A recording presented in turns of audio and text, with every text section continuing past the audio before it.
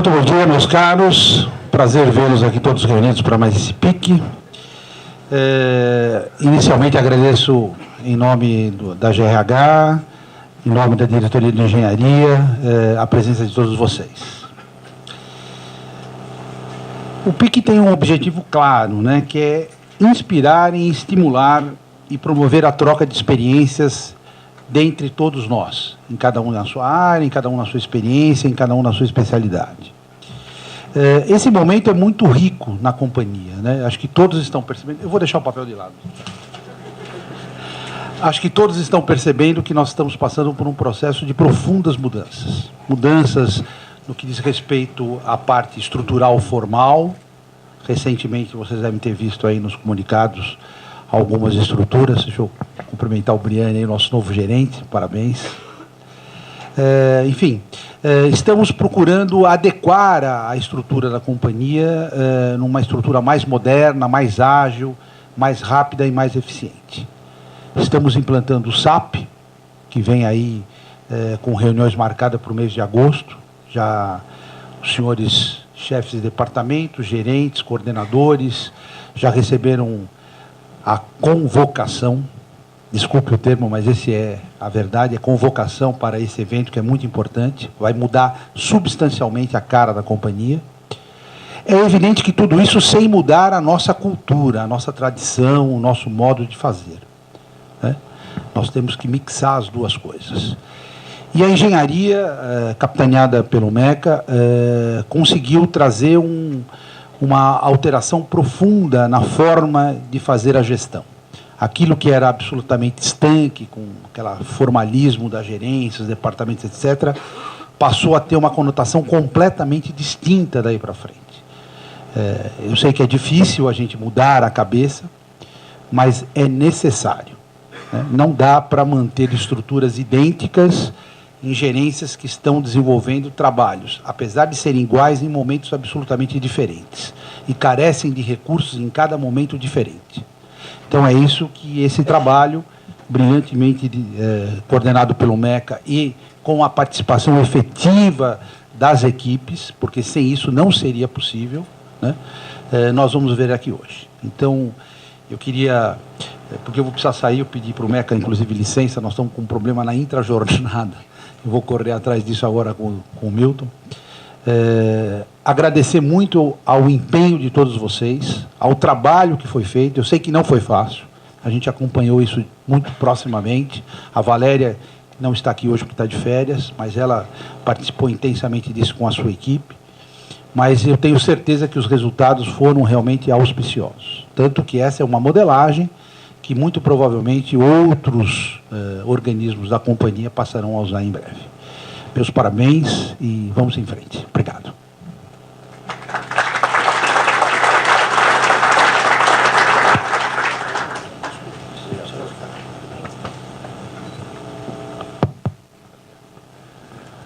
Obrigado, doutor Alfredo, pelas palavras iniciais.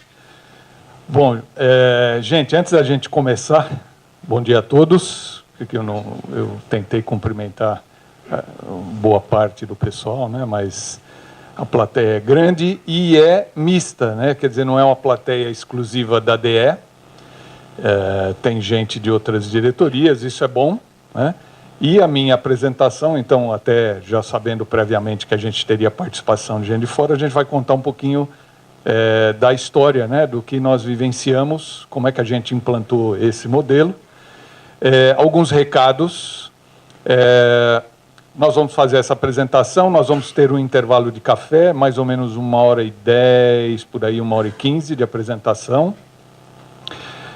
Vocês devem, não sei se todos receberam ou pegaram post-its, né? A Dilson estava distribuindo isso na entrada, justamente para estimular que vocês façam depois das perguntas. Eu não sei se vai ter um lugar para fixar lá, é isso? Lá no café? De vez em quando se faz esse exercício, tem um painel lá, vai ter, né, Bia? Vai ter um painel lá e vocês podem fixar, se quiserem se identificar, se identifiquem, se não quiserem, fiquem à vontade, né, não tem problema nenhum. Bom,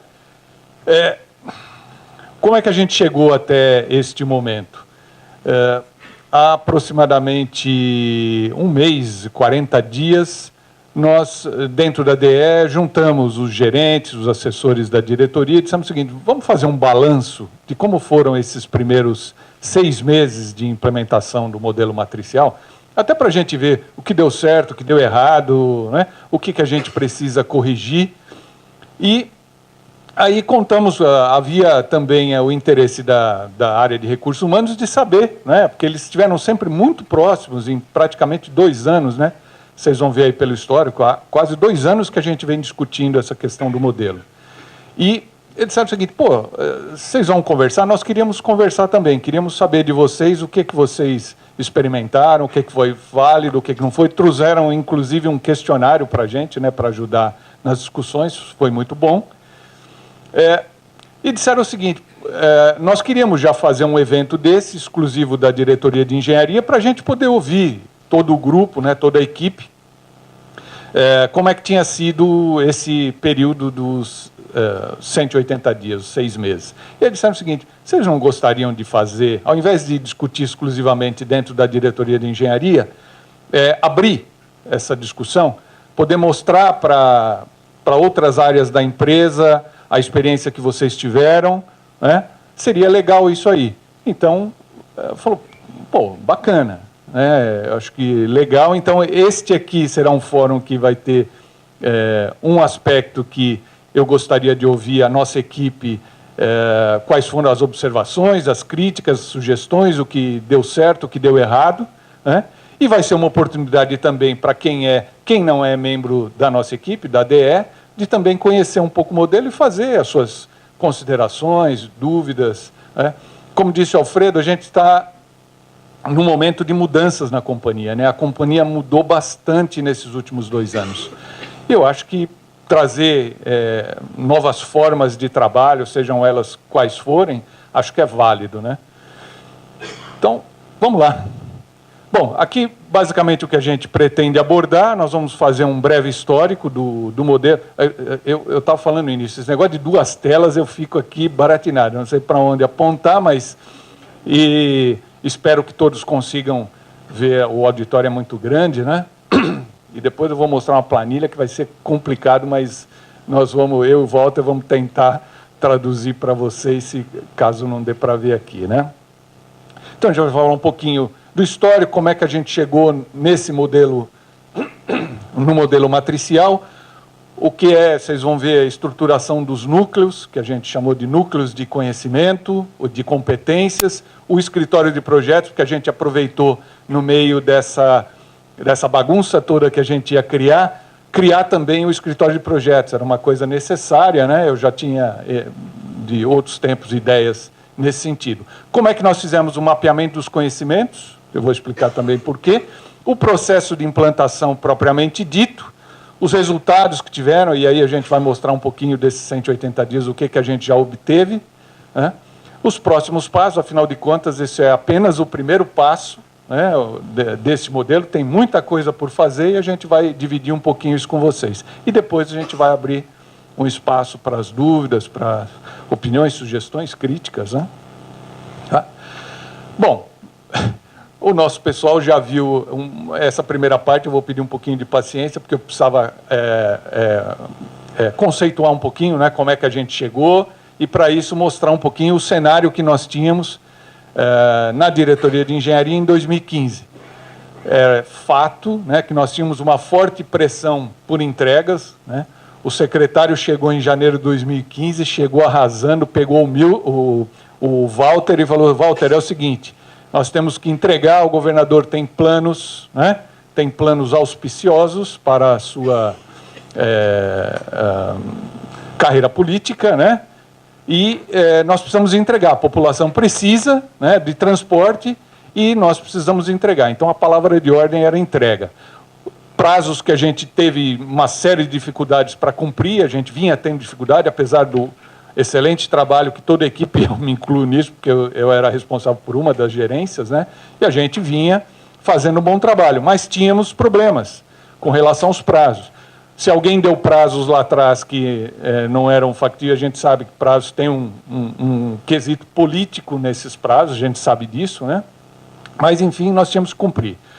Exposição negativa na mídia, está aí as notícias da época, né? Trens parados, efeito minhocão no monotrilho, a linha 4 que nós tivemos que rescindir contrato em 2015, estávamos providenciando uma nova contratação, esse era o cenário que a gente tinha. E as obras, é o seguinte, o Walter usou muito essa expressão, nunca na história do metrô a gente tinha tantas obras simultâneas. Só que é o seguinte, entregas muito diferenciadas. A gente tinha a linha 17 praticamente iniciando, nós tínhamos a linha 5 que já vinha sendo tocada a todo vapor, nós tínhamos a linha 4 para entregar, mas uma parte já em funcionamento e a outra com problemas de execução de obra, nós tínhamos a linha 15 que já tínhamos um trecho em operação, mas tínhamos que concluir o trecho até São Mateus, e tudo isso no tempo tinha um deslocamento, nada estava ocorrendo ou seriam entregues todas ao mesmo tempo. Então a gente precisava ver, do ponto de vista dos nossos recursos humanos, será que a gente ia conseguir atender tudo isso? Né? Então essa foi uma questão que nós levamos em consideração. E aí vimos o seguinte, os desafios que nós teríamos. Né? A palavra de ordem era entrega, como a gente já disse, nós tínhamos, já começamos em 2015 a ter problema de recursos orçamentários, antes disso tinha dinheiro sobrando, a gente era cobrado por usar bem o dinheiro, me lembro das reuniões que a gente fazia com o Marcão apresentando aquelas planilhas de gastos, né, versus previsão, e a gente todo mês estava devendo, sobrava dinheiro e a gente não conseguia gastar, devolvia para o governo do Estado, e éramos criticados por conta disso. Em 2015 o cenário começou a mudar, recursos escassos, entramos naquela crise que o país mergulhou e o governo do Estado de São Paulo, embora, vocês vejam, nós mantivemos recursos para tocar essas obras, mas tinha problema, né? A arrecadação caiu e a gente precisava usar bem esses recursos. Outra coisa que a gente viu é o seguinte, nós precisamos ter um melhor alinhamento entre gestão de contratos, projetos, obras, porque na nossa avaliação isso era fundamental para que a gente conseguisse cumprir as metas. Precisávamos de novas alternativas, justamente em função das restrições orçamentárias e também de pessoal. Né? A gente já estava vendo muita gente madura querendo sair da companhia, veio o PDV recentemente, a gente já previa, de certa forma, isso, e nós tínhamos que ver como é que a gente ia se virar. E também a questão que a gente via era o seguinte, criar uma mobilidade maior dentro da nossa diretoria para atender ou para atingir os resultados. Bom, aí nós resolvemos fazer o seguinte, em conversa com o pessoal de recursos humanos, a gente falou o seguinte, escuta, nós precisamos montar um workshop para a gente discutir essas questões. Então, apresentar esses cenários para toda a equipe, e foi aí que a gente resolveu, em outubro de 2015, fazer um workshop. Juntamos os nossos assessores de diretoria, os gerentes, assessores executivos de gerentes, chefes e coordenadores, num hotel, né, onde a gente começou a colocar questões. Levamos gente de fora para fazer apresentações que estimulassem esse tipo de discussão. Tivemos o apoio da GRH para ter um consultor, né, que pudesse nos ajudar a alavancar esse processo. E aí nós fizemos a seguinte pergunta, que está aqui. O que precisa ser repensado no nosso modelo de atuação para que a gente pudesse enfrentar aqueles desafios que nós passamos, né, e que aumentasse a nossa probabilidade de cumprimento das metas e atingir os nossos resultados. Né? Então, essa discussão foi bastante acalorada e, entre outras respostas, né, a principal delas, a gente teve apanhados que diziam que a gente deveria rever a nossa questão de planejamento e controle, a gente devia rever a nossa forma de gerir contratos, que a gente tinha que discutir muito a questão dos projetos, porque nós tínhamos, naquela época, uma interface muito grande com a DM, né, com as áreas de projeto básico, que naquela época tocavam alguns projetos executivos também, mas o principal foi o seguinte, bom, como é que a gente sai desse enrosco? Como é que a gente mexe na estrutura? Como é que a gente cria uma estrutura mais flexível que permita a gente aproveitar melhor os nossos recursos humanos nas nossas atividades? E aí surgiu a ideia de uma estrutura matricial, que nas áreas de engenharia é normal, e a gente trabalha com empresas, né, o tempo todo, empresas de gerenciamento, de consultoria, de supervisão, ou mesmo as empresas fornecedores, as grandes construtoras, trabalham de forma matricial. E a gente falou o seguinte, bom, mas é uma mudança considerável. Como é que nós vamos fazer? Vale a pena, não vale a pena? Né? Mas chegamos à conclusão, e isso foi importante, o que o Alfredo disse, não foi uma coisa que surgiu assim, e dissemos o seguinte, vamos implantar sem nenhum tipo de discussão. A gente colocou todo o plano executivo na mesa e chegamos à conclusão, de forma praticamente unânime, que a gente deveria migrar para um tipo de estrutura que sairia do funcional tradicional, né, das gerências, departamentos, coordenadorias com os seus recursos, e esse recurso é meu, ninguém tasca, né, ninguém mexe nele, embora na companhia há outras atitudes no sentido no matricial. A GPM hoje trabalha de forma matricial, quer dizer, uma gerência, né, com todo respeito, uma gerência menor, com um tipo de atividade de acompanhamento, de planejamento, mas imagina fazer isso numa diretoria de engenharia, na época nós tínhamos 450 funcionários aproximadamente, aqui nós estamos falando de envolvimento de um quadro de aproximadamente 300 pessoas, fora o plano executivo, né, vocês vão ver. Então, era uma coisa complicada, delicada, e outra, com as obras andando. Quer dizer, a gente fazer uma mudança de estrutura sem afetar o nosso resultado. Pelo contrário, nós queríamos que alavancássemos os nossos resultados, né? Então, decisão difícil, mas vamos lá. E aí a gente falou o seguinte, bom, agora nós precisamos detalhar isso. Vamos trabalhar com isso? Vamos. Acordamos em toda a diretoria e agora a gente precisa trabalhar. Criamos um outro workshop que a gente realizou 2 meses depois, onde a gente pegou aqueles 4 tópicos principais que eu falei, planejamento, controle, gestão de contratos, projetos e a estrutura, né, o modelo de estrutura, e criamos grupos de trabalho que tinham a missão de fazer um detalhamento, tá, aprofundar as discussões e ver como é que a gente implantaria cada uma daquelas questões. E aí aqui eu só vou apresentar o modelo matricial, porque não é o nosso objetivo aqui. As reuniões duraram até aproximadamente abril. Aí nós chegamos à seguinte conclusão.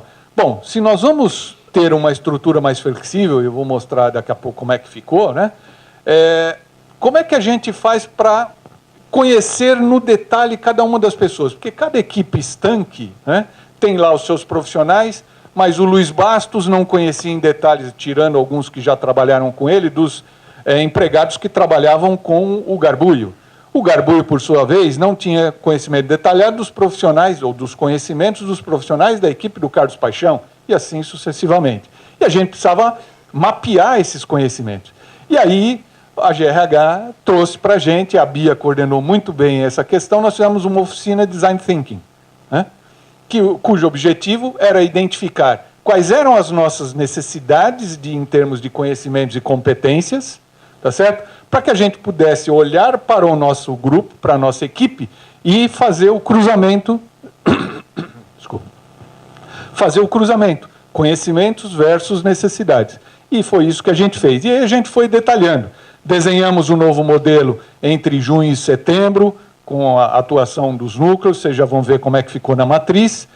Fizemos, então, um levantamento, cruzamento das competências individuais e as disciplinas necessárias, engenharia, técnico, se era civil, se era de sistema, se era um engenheiro mecânico, elétrico, eletrônico e assim por diante, em novembro. E aí nós partimos para uma divulgação do novo modelo de atuação, que a gente fez durante o mês de dezembro. Foram 5 reuniões que nós fizemos com cada uma das equipes, com toda a equipe da DE. Toda.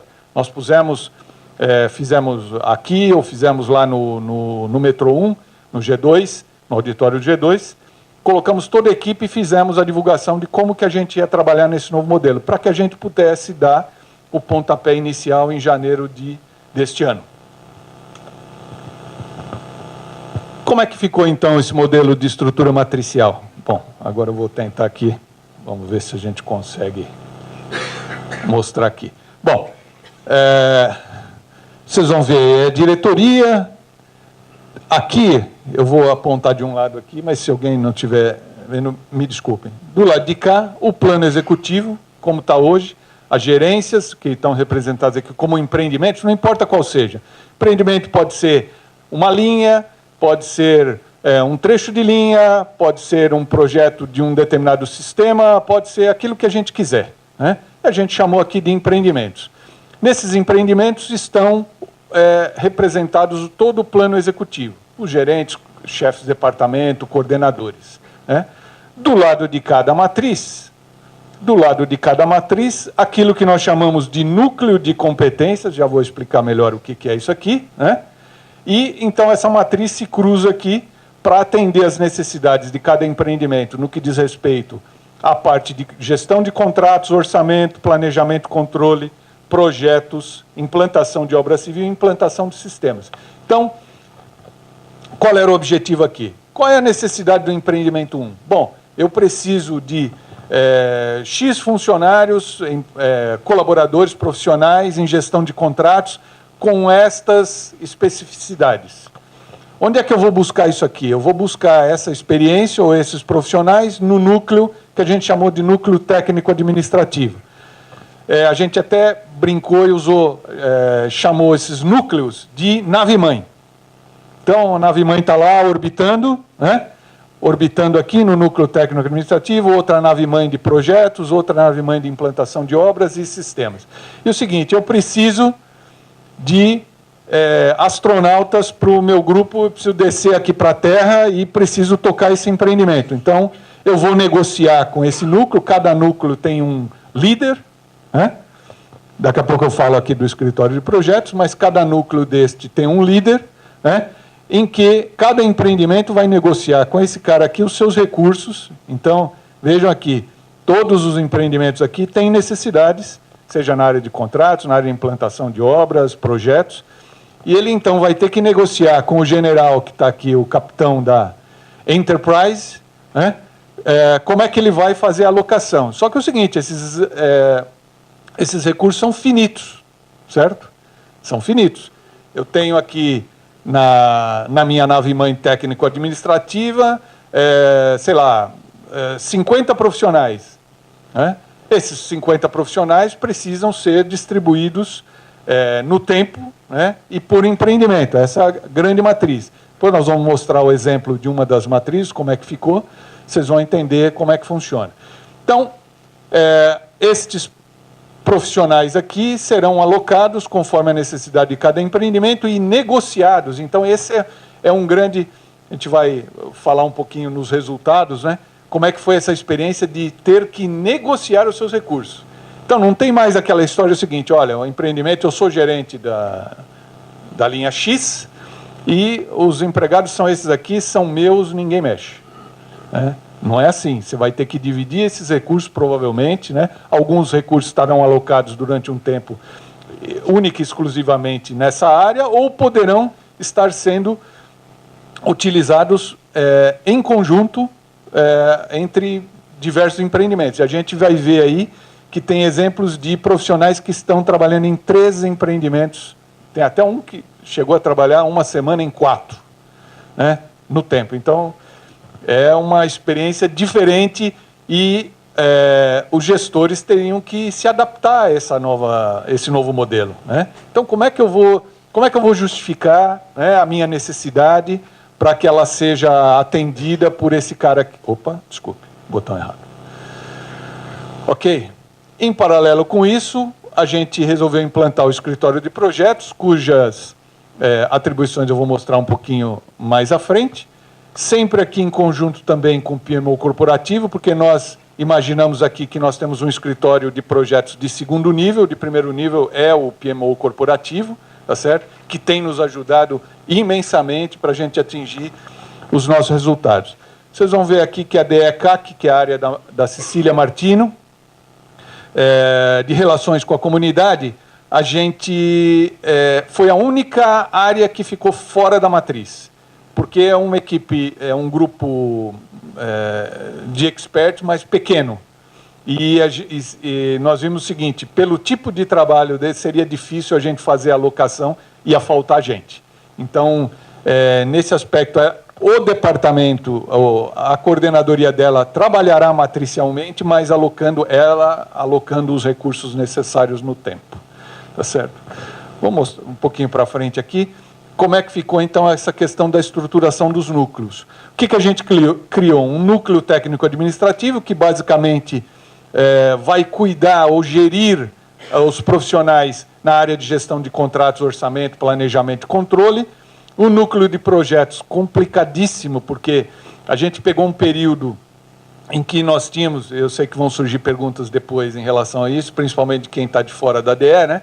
Mas os projetos, quando a gente começou a discutir esse modelo, parte dos projetos não estava, das equipes de projeto, de sistemas principalmente, não estava dentro da DE, estava na DM. Então, falou o seguinte, gente, como é que nós vamos trabalhar, né? Sendo que parte das pessoas vão estar fora? Como é que a gente vai conseguir encaixar dentro do matricial, né? Então, daqui a pouco eu vou responder.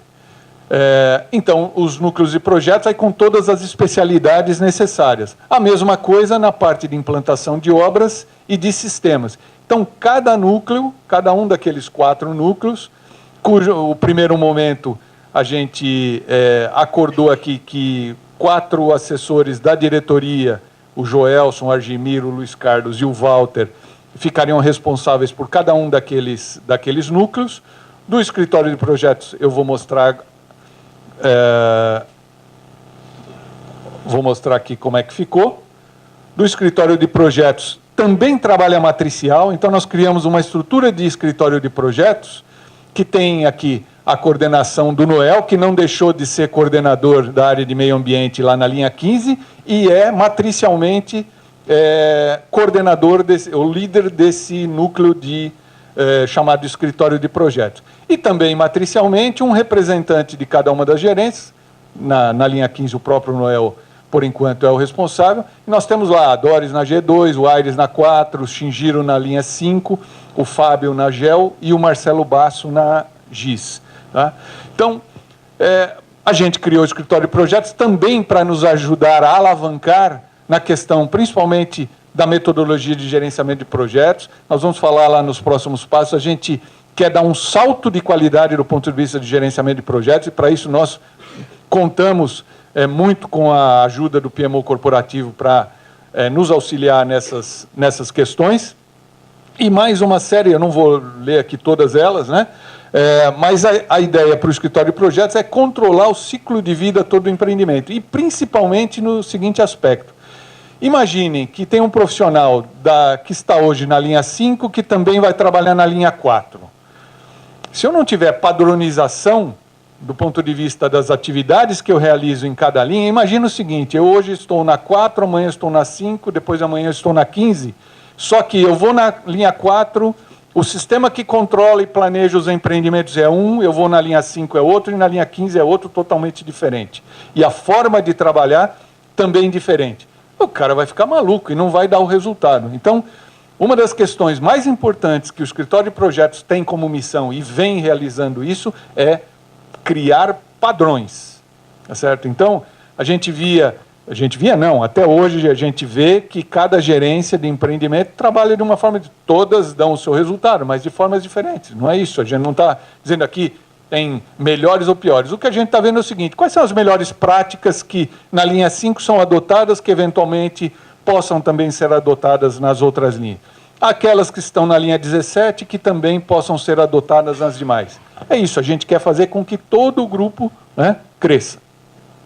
E uma das questões principais que eu vejo aqui é que a gente não se acostumou dentro da diretoria de engenharia a guardar as nossas lições aprendidas e divulgar essas lições aprendidas, mesmo dentro da própria diretoria. Hoje, um problema que é enfrentado na linha 5, que é a linha que está mais adiantada, digamos assim, do ponto de vista daquelas metas de inauguração, quais foram os problemas que o Luiz Bastos passou lá, que o Garbuio, que retomou as obras da linha 4, que seria bom ele saber para ele não cair na mesma armadilha e não ter os mesmos problemas. Aquelas da linha 17, que estão um pouco mais à frente, o que ele pode aprender com a linha 5, e assim sucessivamente, né? Então, a ideia é utilizar, na verdade, o PMO corporativo, o PMO corporativo, a GPM, já tinha um modelo que ela já vinha, um sistema para registro dessas lições aprendidas, e foi juntar a fome com a vontade de comer. Eles queriam pegar alguém para testar o modelo, o sistema, e nós queríamos implementar as lições aprendidas. Então, o resultado não podia ser melhor. E a gente realmente implantou, vou mostrar nos resultados. Bom, só voltando aqui, então, para deixar bem claro, né, à medida em que os recursos aqui são necessários para cada empreendimento, ele vai buscar nos núcleos, né? Então, todo aquele mapeamento que a gente falou servia justamente para isso. Bom, eu preciso de alguém que conheça sistema de baixa tensão. Bom, onde é que eu vou buscar? Vou buscar, é o seguinte, se é projeto, eu vou buscar aqui no núcleo de projeto, se for de implantação de sistemas, eu vou buscar lá. Quem é que conhece, né? Intuitivamente, a gente sabia, olha, tem um fulano lá na linha tal que conhece o negócio. Só que é o seguinte, agora que nós temos que estruturar melhor, se a gente não tivesse decidido implantar um matricial, só esse trabalho de mapeamento de competências e conhecimentos que nós fizemos já teria valido a pena. Nós já teríamos subido um patamar dentro da nossa diretoria. Então vamos ver como é que foi um pouquinho desse mapeamento de conhecimentos, né? Como eu disse, a gente fez uma oficina de Design Thinking, né, onde a gente fez uma classificação, nós verificamos com todos os gestores quais eram as competências e conhecimentos que eram necessários em cada uma das nossas atividades. Na área de gestão de contratos, na área de projetos, na área de implantação de obras e sistemas, né. Levantamos também, gente, parece brincadeira, levantar formação escolar. Nós não tínhamos de uma forma... Claro, o RH tem tudo isso, eu vou lá no PeopleSoft e eu sei. Mas o Carlos Paixão não conseguia saber a formação escolar de gente que é da equipe do Luiz Bastos, que não sabia da equipe do Roberto, e assim sucessivamente. Então, a ideia foi o seguinte, nós temos que ter um repositório único de informações, e aí vou mostrar essa planilha como é que ficou, esse banco de dados nosso, né? Onde, além das competências e conhecimentos necessários, a gente mapeou formação escolar, porque tinha gente que, mesmo tendo cursos de pós-graduação, MBA e tudo mais, não divulgava. Mesmo, a gente notou que mesmo no PeopleSoft tinha coisa que não estava atualizada. Agora, com esse social, espero que tenha regularizado, né? Mas a gente teve que fazer isso aí. E, além disso, partimos, então, para fazer um relacionamento, né, dos profissionais com os seus respectivos conhecimentos. Num primeiro momento, isso foi feito pelos líderes daqueles 4 núcleos, diretamente com os chefes diretos, né, os líderes diretos de cada profissional. A gente não saiu lá perguntando para cada profissional, bom, qual é que é a sua experiência, qual é o seu conhecimento, qual é a sua formação. Num primeiro momento. Hoje nós já evoluímos, né? A gente distribuiu no início do ano, não lembro exatamente quando foi, para todos os profissionais, para que eles dissessem exatamente em que ponto que eles achavam que estavam do ponto de vista de conhecimento, atualizações da sua formação escolar e assim por diante. Tabulamos todas as informações e então fizemos a estruturação dos núcleos, ou seja, pegamos todos esses profissionais e colocamos efetivamente em cada uma daquelas nave-mães. Certo? E o seguinte, é interessante, e nós vamos mostrar aqui o resultado que a gente teve dos gaps. Foi possível, aí sim, ver da diretoria, porque era uma coisa do seguinte, um gerente chegava aqui... Vou ter que tomar uma água. O gerente chegava aqui e dizia o seguinte, olha, eu tenho necessidade, eu tenho carência de gente com tal especialidade. Aí, bom, é o seguinte, tá bom, vamos verificar nas outras gerências quem é que tem essa especificidade. Só um minuto.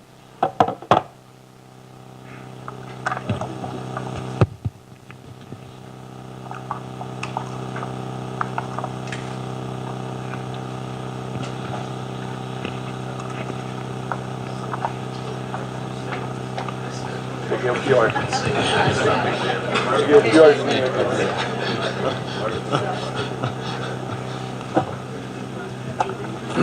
Desculpem. Então, permitiu que a gente visse também quais eram os nossos gaps de competências, de conhecimento. A equipe é muito boa, tal, mas é o seguinte, tem até um exemplo que a gente usou um levantamento, que foi o seguinte, nós vamos entrar, como a gente disse, 4 empreendimentos sendo desenvolvidos ao mesmo tempo. Nós fizemos as contas e teríamos, entre este ano e o ano que vem, 28 estações em fase de acabamento. 28 estações em fase de acabamento. E aí nós fomos olhar na nossa planilha de competência e conhecimento o seguinte, quantos profissionais nós temos dessa área que conhecem efetivamente? Quase caímos duro. Dizemos o seguinte, nós vamos dançar. Não temos gente para tudo isso, né? Por mais que a gente tenha contratos de apoio, né, de supervisão na área de implantação, mesmo na área de projeto, não é a mesma coisa, né? A gente tem profissionais aí fora competentes e tudo mais, mas nada melhor do que na casa a gente conseguir resolver. E aí vimos que a gente tinha problema. E eu vou falar, é um dos treinamentos que a gente fez o seguinte, o Luiz Carlos Meirelles, que é o líder do núcleo de implantação de obra civil, na DE, é o seguinte, nós temos que montar um curso de acabamento. Então, nós vamos ter que pegar os profissionais de obra civil e ver quem conhece bem. Então, pegou lá o Renato Janella, o Magi, e mais algumas pessoas, vamos montar um curso. E fizemos já, inclusive, em março, uma primeira turma, e está agora, começou faz uns 10 dias, começou a segunda turma, que já foi um sucesso, né? Então, legal porque, como eu disse, mesmo que a gente não tivesse implantado o matricial, a gente já teria tido um ganho, né, de conhecer melhor e saber os nossos gaps na implementação. Bom, vamos mostrar. Sei que aqui talvez seja, principalmente para quem está mais ao fundo para ver uma planilha, mas é só para mostrar, nós vamos mostrar para o núcleo de projetos de sistemas. Existem planilhas separadas para cada um, projeto de sistemas, projeto civil, contratos, orçamento, planejamento, implantação de obra civil e implantação de sistemas. Então, em cada uma delas, vocês vão ver aqui que a gente tem relacionados. O Walter, você vai falar? Então, a gente tem aqui, só mostrar aqui, você abre, por favor. Tem aqui os empregados que fazem parte daquele núcleo, a gente não vai abrir porque tem dados confidenciais aqui, né? Conhecimento e experiência, então esse aqui nós vamos mostrar. O programa de trabalho no tempo, né? Como é que fica, como é que essas pessoas estão alocadas. Vocês vão ver aqui os casos de pessoas que estão alocadas em mais de uma linha, porque aí o principal problema que a gente via no modelo em relação à cultura nossa. A gente está acostumado a ter um chefe só. E aqui tem profissionais que têm um coordenador, vamos dizer assim, que é o chefe direto, que ele tem um coordenador na linha 15, um coordenador na linha 17, um coordenador, eventualmente, na GIS, que cuida de linha 4 e linha 5.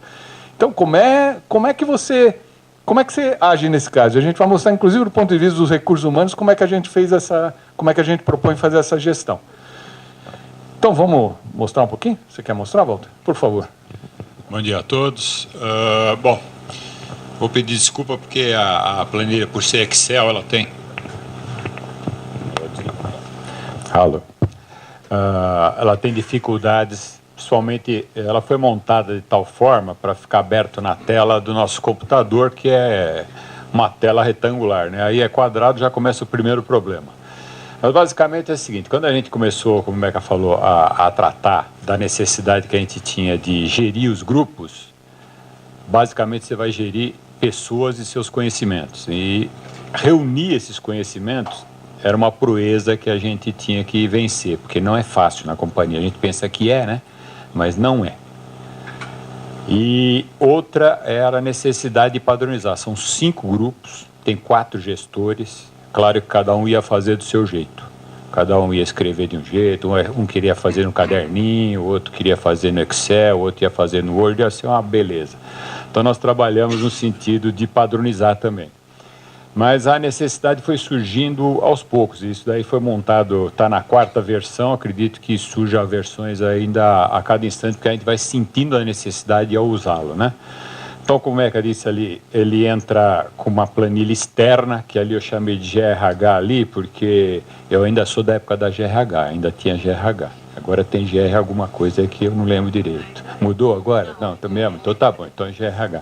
É uma planilha que, na verdade, ele mostra para a gente aonde está o empregado salarialmente, qual foi a faixa salarial que ele está encaixado, quando que ele houve a mudança, todas essas coisas aí, né? Então, essa daí é só orientativa e vem de uma planilha que o pessoal da GRH nos fornece. A gente cria uma planilha externa e o sistema copia aí para dentro automaticamente. Não é fácil, porque a estrutura não vem padronizada. Eles têm um padrão deles e para a gente transformar num padrão para usar aqui interno é trabalhoso, é na munheca. Gera os empregados do núcleo especificamente, né? Ele seleciona as pessoas que estão lá dentro e vai para essa primeira. Essa primeira, o que é? A gente precisava saber de cada empregado qual era a sua formação, né? Formação que sustenta o cargo que ele ocupa. Então, essa é a primeira ação. Então, nós identificamos qual era a formação dele, se era engenheiro que era, se era administrador de empresa, se era economista, advogado, o que era. Então, ali, naquela primeira ali, no principal... Volta para cá. Isso. Não, na mesma, só aqui. Só roda. Isso. Nessa primeira aqui do profissional ali, tá o cargo que ele ocupa e o profissional, qual é a formação dele. Então, ali tá todos os profissionais estão registrados. Um pouco à frente, continua a formação. Só que essa formação, o que é? Qualquer formação que o empregado tenha extra, não é a sustentação do cargo é a primeira, qualquer extra que ele tenha, que tenha a ver com o cargo que ele ocupa. Então, por exemplo, ele é economista, mas formou em advogado e trabalha em contratos, então está ali. Se ele fizer biologia, não vai estar ali, ok? Então, você vai encontrar técnico que é engenheiro, mas ele é técnico no metrô. Então, ele está ali identificado ali em cima que ele fez engenharia, mas o cargo dele é técnico. Tá? Ou o oposto, a pessoa é engenheiro, mas surgiu de uma informação técnica, tem curso técnico, tem pós-graduação, tem doutorado e outros ali, né? Então, tudo que nós pudemos identificar, sem exceção, mas que tivesse alguma relação com o cargo da pessoa, foi colocado ali em cima e está colocado. Roda um pouquinho mais para lá. A área da atuação dele é a atuação onde ele está exercendo localmente. Então, ele está sempre em alguma das frentes de trabalho e ele está exercendo alguma função. Então, ali é só... Esse daqui é uma planilha de projeto, então, basicamente, é projeto de instalação e fabricação, né? Aí, à frente, já não é mais formação. Nós mapeamos todo o conhecimento... Sobe um pouquinho. Nós mapeamos todo o conhecimento com a ajuda, primeiro, como o Meca disse, dos gestores. Fizemos a apresentação, agora muitos de vocês estavam lá presentes, e percebemos que as pessoas ficaram com dúvidas, algumas pessoas, porque talvez não se acharam bem analisados. Então, fizemos uma segunda sessão onde os gestores forneceram a planilha do que foi avaliado para cada um, avaliação aí de conhecimento só, ok? Para cada um, e cada um se classificou, e depois os chefes junto consensaram, e esta daqui é a final consensada junto, né? Então, aqui representa. Nós classificamos em cores para ficar mais fácil, porque a ideia aqui não era só controlar e mostrar, mas facilmente de bater o olho e usar visual, uma coisa visual, né? Então, se a pessoa está em vermelho, o conhecimento dela é mínimo ou nenhum, né? Nenhum até nem aparece cor, mas é o mínimo. Se está amarelo, está regular, e se está verde, ele atingiu já o topo. Então, é uma coisinha bem simples, né? Você roda para baixo um pouquinho. Então, você vai vendo que todos eles estão mapeados e você vê um monte de espaços em branco, que não tem classificação porque a pessoa não tem aquele conhecimento. Um pouco mais para a direita, antes de descer um pouco, nós vamos ter na tabela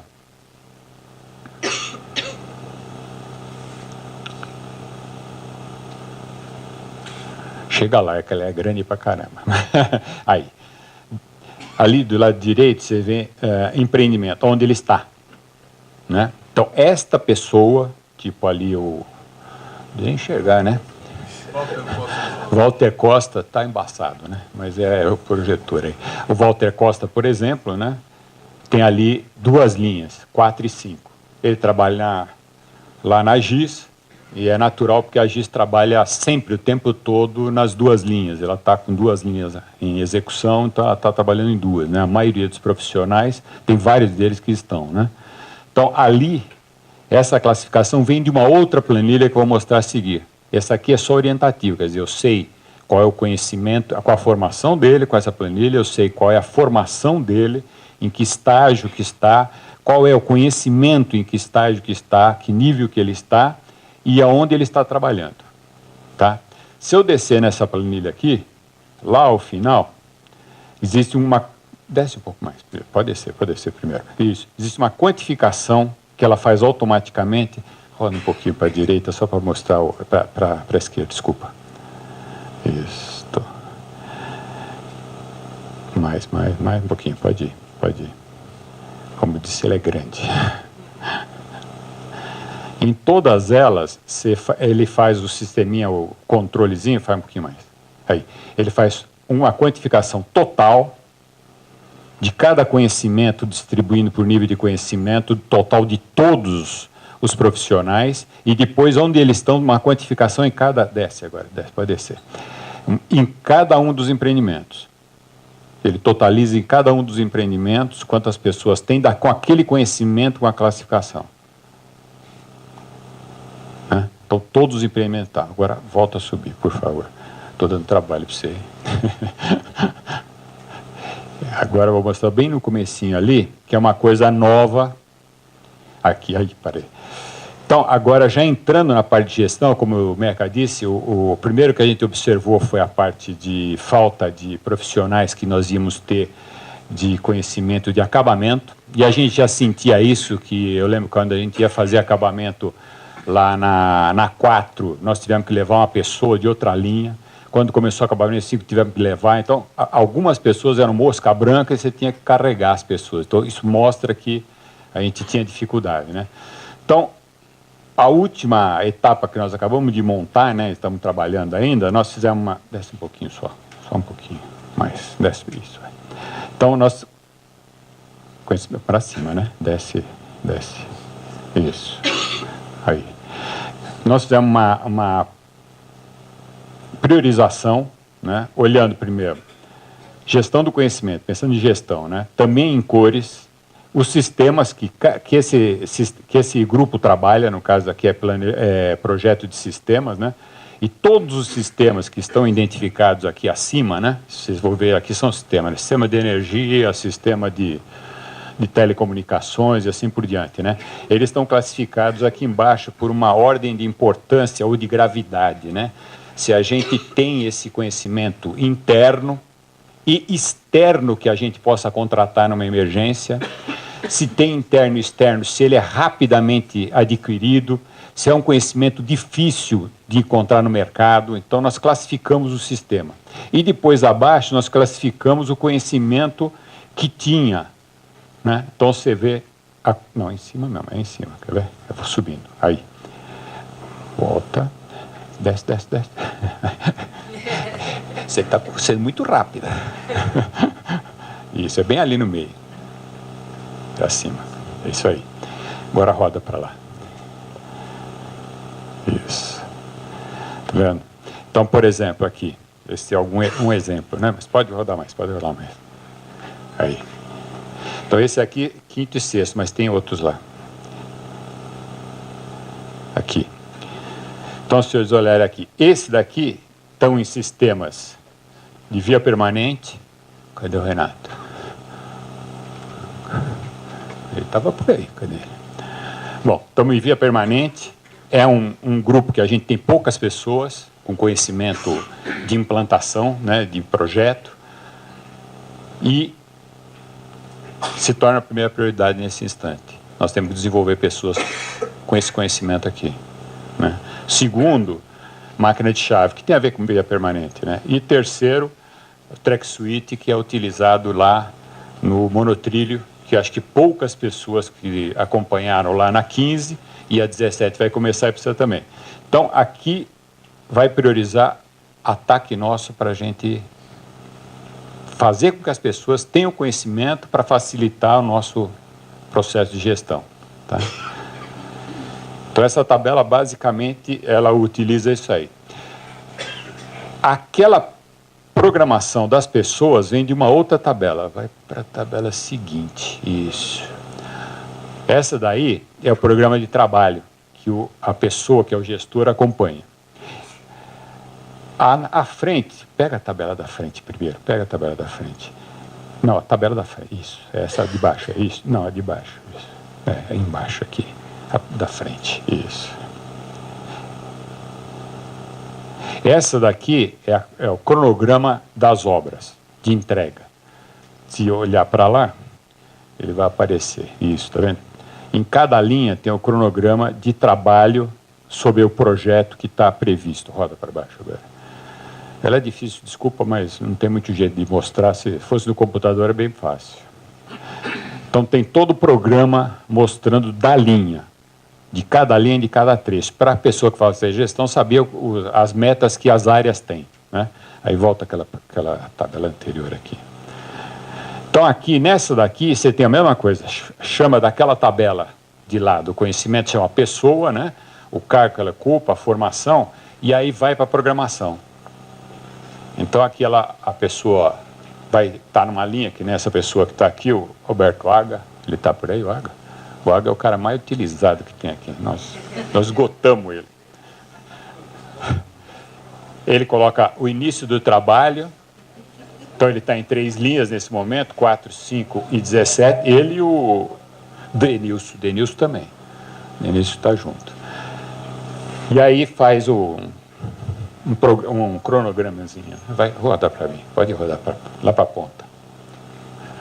Então, ele vê em que momento ele começa, está programado para terminar, vai mais para frente. Aí ele coloca a data aqui de encerramento, aqui ele coloca a data de encerramento, e ele escolhe, o gestor escolhe o momento que ele quer ser alertado que está encerrando. Pode ser 1 mês, 2 meses, 3 meses antes, ele alerta. Então ele põe aqui, quando ele puser aqui, é o farol amarelo, se ele for chegar no momento, ele vai virar isso aqui para amarelo, e quando vencer o prazo, ele vira vermelho, avisando o gestor que ele tem que tirar a pessoa de lá, e ele já tem que ter em mãos uma outra programação para colocar, porque a gente não tem lugar para colocar as pessoas, então as pessoas têm que estar colocadas em alguma gerência, tá? Isso aqui é puramente de programação. Eu vou mostrar mais uma, mas essa precisa tomar cuidado. Essa precisa tomar cuidado. Você tira de lá primeiro? Deixa eu... Desculpa.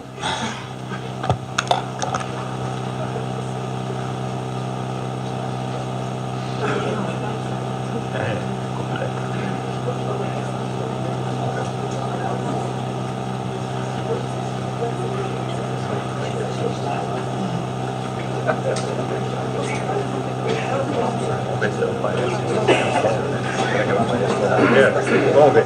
Se errar, você tira, tá? Você põe e tira. Vamos ver. Isso aí. Então, essa outra tabela, o que é? Tem mais uma outra parte que a gente identificou, que é quando o gestor do núcleo vai fazer todo esse trabalho e está sempre transferindo as pessoas, tentando utilizar as pessoas da melhor maneira, vai acontecer o quê? Claro que você está mexendo com a carreira das pessoas, com a vida das pessoas também. Não podemos esquecer. Um dos motivos que a gente trouxe a primeira tabela para saber como é que a pessoa estava classificada, em que nível que ela estava, quanto tempo ela estava naquele cargo. Então, no dia seguinte, os gestores vão receber o pedido da GRH para fazer a avaliação de desempenho da pessoa, né? Nós tivemos que acertar um esquema que está começando a girar agora com essa primeira sessão de avaliação, que é como é que faz a avaliação. Quer dizer, eu recebo e a pessoa está 3 meses comigo, eu vou fazer a avaliação. Ah, está 6 meses? Não está? E o outro que saiu? Como é que vai fazer? Tem que fazer duplo? E o gestor, ele participa? Então, isso é uma coisa que a gente teve que trabalhar isso aí. Estamos trabalhando ainda, não tem uma coisa clara e cristalina para todo mundo, mas já tem um esquema montado. Essa tabela aqui, ela permite... Agora você roda um pingo para lá, esqueci, eu rodo, acho que muito para cá. Isso aí. Então, essa permite para ele olhar, o gestor olhar, tem a pessoa, né? Tem todos os valores salariais e ele está padronizado por cargo. Então, quem está amarelo ali é todos o mesmo cargo. E as diferenças salariais que estão entre eles. Então, dele bater o olho, ele sabe quem está mais, quem está menos, com as diferenças, para ele saber o quanto avança. A próxima etapa de uma tabela parecida vai dar uma referência para ele. Mas ainda estamos estudando isso aí. Mas aqui é uma coisa para o gestor prestar atenção na carreira da pessoa e como é que ele está evoluindo e qual está sendo a diferença entre as pessoas. Tá? E por último, tem uma última tabela que é simplesmente um histórico das transferências das pessoas. Ela vai marcando em cima, né? Aí não tem muita marcação. Vai para o lado, isso. Você vê que tem 2 marcações aí, mas já tem mais atualizado aqui isso. A transferência que foi feita, aqueles que marcam em vermelho, quando não for igual, ele marca em vermelho. Então, é um ferramental, é difícil, porque tem bastante inter-relação, mas ela é bem simples de lidar no dia a dia. É trabalhosa. Por quê? Nós tínhamos que optar, quando a gente foi para esse tipo de controle ou de necessidade, a gente poderia ter... E deve ter no mercado, a GTI já até nos disse que tem, softwares que fazem isso aí, de uma forma mais fácil e tal. Acredito que no futuro a gente deva migrar. Mas naquele instante, se fosse pensar nisso, a gente tinha SAP implantando, tinha que procurar no mercado, nosso foco era mais pé no chão. Uma coisa rápida, uma coisa que a gente conseguisse pôr em evidência e que todo mundo tivesse no seu computador e pudesse acessar no momento que precisasse, né? Isso já está sendo acessado pelos gestores, pelos gerentes, pelos assistentes gerentes e entre esse mês a nível de chefe de departamento e coordenadores. Acessar. Só quem mexe na tabela e altera a tabela são os gestores. Só quem muda a gente de lugar são os gestores. Ok? Do núcleo.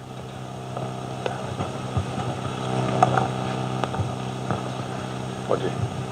Obrigado, Walter. Aqui tem que dar o crédito para ele. Ele bolou essa planilha, essas planilhas. O crédito é do Walter, lógico que teve a participação de outras pessoas, mas foi ele o autor dessa brincadeira. E por mais que a gente ache aí no mercado algum tipo de software que faça esse controle, essa planilha em Excel quebra bastante o galho, né?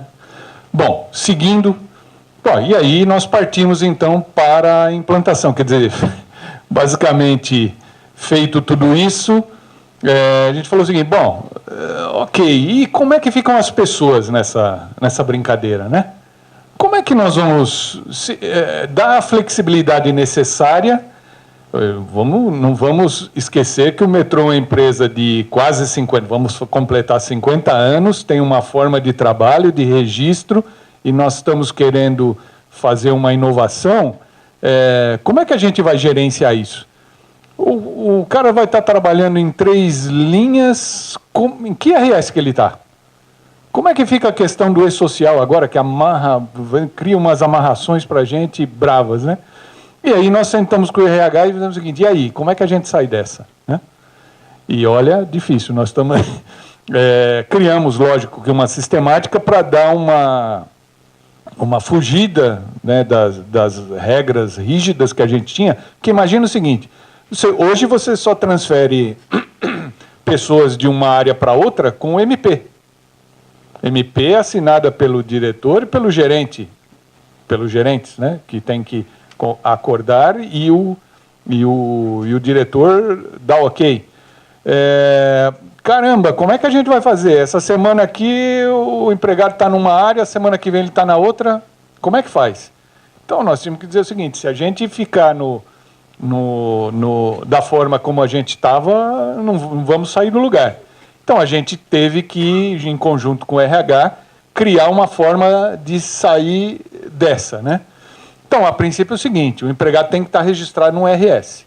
Então, a gente define, os gestores definem em conjunto em que RS ele vai estar alocado. Mesmo que este mês aqui, né, ele vai trabalhar 2 semanas na linha 5, 1 semana na linha 4 e 1 na linha 17. Ele tem que estar no RS. E a gente acordou o seguinte, só fazer isso quando houvesse mudanças superiores a 30 dias.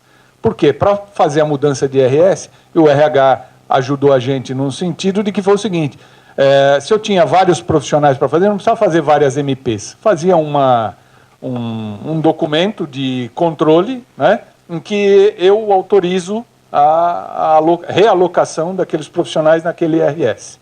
Né? Mas é o seguinte, se ele estiver prestando serviço em mais de uma gerência, então, como é que faz? E as ocorrências de ponto? Quem que vai? Naquele RS que está. Então, o Paulo Beu tem lá profissionais embaixo dele que estão prestando serviço na linha 17, mas que estão lá na GIS também prestando serviço na linha 4, na linha 5 ou nas duas. Né? Então, ele vai ter que conversar com o coordenador da área do Roberto Torres para acertar essas questões. Eu estou aqui com ocorrência de ponto. Esse cara veio realmente nesse dia, teve um problema, ele teve um afastamento, não teve. Quem que trata isso? Trata quem é o titular do RS. No caso de férias, é a mesma coisa. Então, todas essas questões administrativas têm que ficar na mão de alguém, porque a gente espera que com o tempo a gente consiga evoluir, né, que o RH crie uma possibilidade para tornar isso um pouco mais simples. Mas a gente queria iniciar, não era isso que ia nos impedir. Então, se tiver algum tipo de problema, né, ou quem está responsável pelo empregado é naquele RS que o cara está alocado. Né? Outra questão que a gente viu, o Walter até citou, a questão de avaliação de desempenho. Caramba, se um profissional pode estar alocado em mais de uma área, como é que nós vamos fazer a avaliação dele? Ele trabalhou 2 meses na GIS, 3 meses na GEL e o restante do tempo trabalhou na GEM. Né? Bom, obviamente, quem vai receber lá pelo sistema o e-mail lá dizendo que ele tem que fazer a avaliação daquele profissional é o último no RS do qual aquele profissional está alocado. Só que é o seguinte, se ele estiver prestando serviço simultaneamente em mais de uma gerência, não posso fazer uma avaliação sozinho. Então, aí surgiu a ideia que já teve lá no passado, eu mesmo me lembro, no tempo que eu entrei na empresa, que existia avaliação em comitê. Então, na verdade, é o seguinte, aquele gestor responsável por aquele profissional, quando recebe o aviso para fazer a avaliação, ele vai sentar com quem mais ou esteve ou está trabalhando com aquele profissional, eles vão combinar em conjunto e quem vai entrar com as informações da avaliação no sistema é o gestor que recebeu o aviso para fazer a avaliação. Né? É o superior imediato naquele momento. Isso é possível da gente resolver. Carreira. Caramba. E aí, quem que faz a gestão da carreira desse cara? Não é desses profissionais, desse cara, desculpa, é o meu jeito de falar, né? Mas quem cuida da carreira desses profissionais?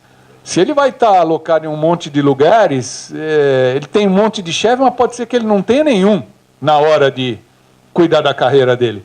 Então, é uma preocupação que, inclusive, quando a gente fez as primeiras rodadas com o grupo, com a equipe da DE, surgiu essa pergunta. Eu falei o seguinte, quem que vai cuidar da minha carreira? Quem que vai cuidar dos treinamentos que eu preciso, dos cursos que eu preciso, né? Quem que vai me permitir avançar? Quem que vai cuidar da minha promoção, né? Ou das minhas... de galgar as progressões, né, na minha carreira?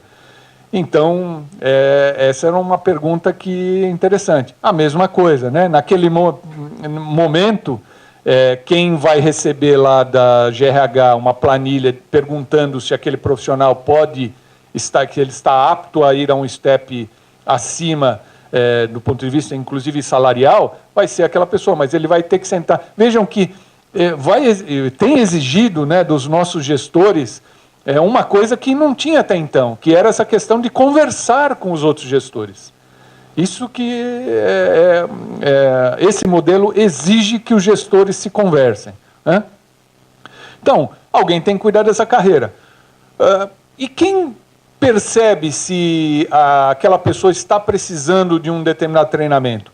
Não basta só o gestor que é o responsável naquele momento. Eu tenho que olhar o seguinte, do ponto de vista da diretoria ou da empresa, o que nós precisamos? Então, aí entra a figura do líder do núcleo. O líder do núcleo é que tem o controle, né, de senioridade, se a gente pode chamar assim, né, dos níveis. O Walter usou a expressão lá de conhecimento mínimo, médio e máximo, mas é a tal da senioridade, é um júnior, um pleno, um sênior, vai, a grosso modo, é isso. Se eu preciso de sêniors para aquela determinada atividade, quem que vai cuidar disso daí? É o gestor individualmente? Não é ele está vendo o negócio dele naquele momento. A sua necessidade naquela linha, naquele trabalho que ele está fazendo e que ele tem metas. Mas tem que ter alguém vendo o todo. Os líderes dos núcleos têm essa função de conversar com os gestores, né?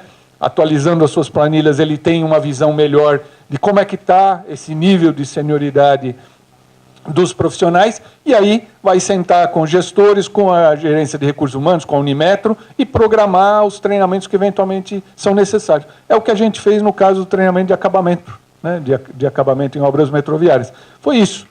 O Lisca sentou lá com a Unimetro, com o pessoal que estava afim de fazer o curso, bolaram, está lá, e nós estamos aumentando o nível de conhecimento em algumas carreiras. Bom, além disso, se não fosse só essa questão de como gerir a carreira, olha as oportunidades, né, o que a gente viu, é um bônus, é um plus que o modelo matricial permite, que é o seguinte, é você poder rodar dentro da estrutura, adquirir novos conhecimentos, se mostrar, né? Porque tinha muita gente, né, quem é da nossa equipe viu como é que foram aquelas reuniões que nós fizemos em dezembro do ano passado com toda a equipe.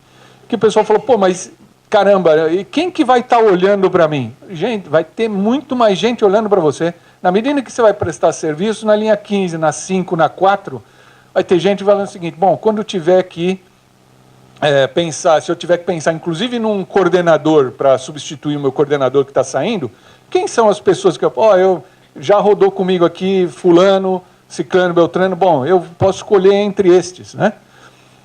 E assim por diante. Então, aparecem oportunidades, o matricial te permite, pelo fato de você poder rodar nos empreendimentos, você aparecer mais e adquirir outros conhecimentos, que se você ficasse naquele seu trabalho, né, provavelmente você ficaria anos e talvez não tivesse, né?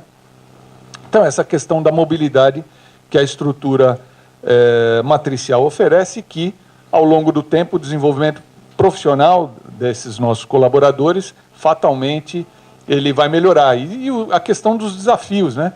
A meta, pô, se a minha meta agora é inaugurar a linha 5, que legal, eu estou participando nesse empreendimento, bacana. Daqui a pouco virou a linha 4, nós temos uma estação para entregar, bom, que legal, eu vou também para aquela lá, um novo desafio. Eu me sinto participando dos empreendimentos como um todo, e não apenas de um lugar que eu estou lá sentado a vida inteira trabalhando naquele empreendimento. Então, do ponto de vista de carreira, a gente também vê um cenário bastante positivo. Periculosidade, o Walter não citou, mas está lá na nossa planilha, né? Era outra coisa que a gente precisou discutir com o RH. Por quê? Quando a gente foi analisar como é que eram os critérios, né? Os laudos de periculosidade que existiam para cada área, a gente viu que tinha diferenças.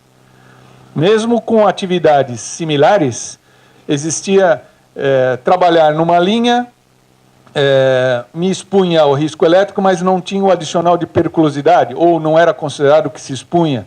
Bom, só que é o seguinte, se eu vou rodar, eu tenho que ter um critério. Se eu vou fazer uma atividade, seja na linha 15, na 17, na 4 ou na 5, se essa atividade é a mesma, tem que ter uma equalização de critérios para efeito de periculosidade. Até para eu poder tomar também, porque a gente não quer expor ninguém ao risco, mas se ele tiver que existir, se não tem outra forma de fazer, e nós precisamos ter aquela atividade de risco, nós precisamos ter uma equalização de tratamentos. Eu não posso ter direito a receber periculosidade quando eu trabalho numa linha e na outra não para o mesmo tipo de atividade. E essa é uma das coisas que a gente não conseguiu resolver ainda. O RH está nos devendo, né, a gente vai falar, uma das coisas que aconteceram aí nesses 6 meses, ou melhor, que não aconteceram, é que a gente tinha, eu entendo as dificuldades, claro, mas iam fazer novos laudos de risco para a gente equalizar isso. A nossa meta era ter finalizado em março, nós estamos em agosto, ainda não temos essa padronização dos laudos. Então, isso é fundamental, porque eu não posso correr riscos, né, de colocar uma pessoa na atividade e amanhã ela vai nos questionar se ela deveria perceber periculosidade ou não. Tá? Outra coisa que nós fizemos o seguinte, agora partindo para efetivamente implantar. Aí nós tivemos que fazer uns ajustes finais. Pegamos todo aquele material, todas as conversas que nós tínhamos tido nos meses de outubro e novembro, vejam, são 298, aquele numerinho que está entre parênteses, são 298 profissionais que estão naquelas planilhas que o Walter mostrou. Cada um no seu quadrado, né? No contrato, orçamento, planejamento, projetos, implantação. E a gente precisava fechar essas planilhas para poder dar o pontapé inicial, porque não dava para... Então, os líderes dos núcleos chamaram todos os gestores e fecharam essas planilhas para a gente poder dar o pontapé inicial. Aí entra a questão de... Houve uma alteração de organograma, principalmente na questão dos projetos. Como eu disse, quando a gente começou esse trabalho, pensar no matricial, parte dos projetos de sistemas, a responsabilidade estava fora da DE, estava na DM.